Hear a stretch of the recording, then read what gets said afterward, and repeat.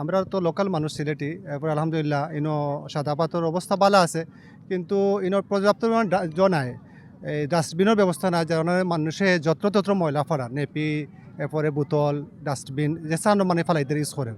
এর লাগে ওটা এটা পরিকল্পিতভাবে ব্যবস্থা করলে বালা বর্জ্য নিষ্কাশন লাগে। প্লাস হইল গিয়ে আর এই যথেষ্ট পরিমাণ মানে পর্যটন আর দেশ বিদেশে বাংলাদেশের বিভিন্ন জায়গা থেকে প্রত্যন্ত অঞ্চল থেকে, কিন্তু ইনো কোনো স্যানিটাইজার মানে টয়লেটের কোনো ব্যবস্থা নাই, প্লাস হইল গিয়ে আপনার কাপড় চেঞ্জ করার কোনো ব্যবস্থা নাই।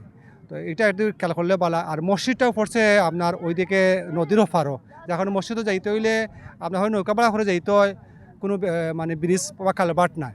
আর ওপারে যদি একটা মসজিদ হয় তাহলে মানুষের নামাজের লাগে ব্যবস্থা ভালো হইব। আর সার্বিক দিক দিয়ে আলহামদুলিল্লাহ বালা। আর আপনার যে নৌকা বালা আছে ওটাও রিজনেবল প্রাইস আছে, মানুষের লাগে সবটাও ঠিক আছে, তারা ব্যবহারও ভালো আলহামদুলিল্লাহ, সব দিকেও ভালো আলহামদুলিল্লাহ। আমরা বাচ্চানও খুশি ইনশাআল্লাহ। এইনো যারা আমরা দূর দূরান্তে যারা দেখতেছেন আমাদের এই চ্যানেলে, আমি সিলেটের বাইরে যারা আছেন সবাই আসতে পারেন এখানে। নিরিবিলি পরিবেশ এবং নিরাপত্তার লাগে কোনো সমস্যা নাই।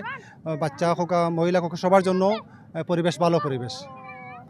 বিসা হান্দি, ইন্ডিয়া, শিলং, সাদা পাথর সুন্দর।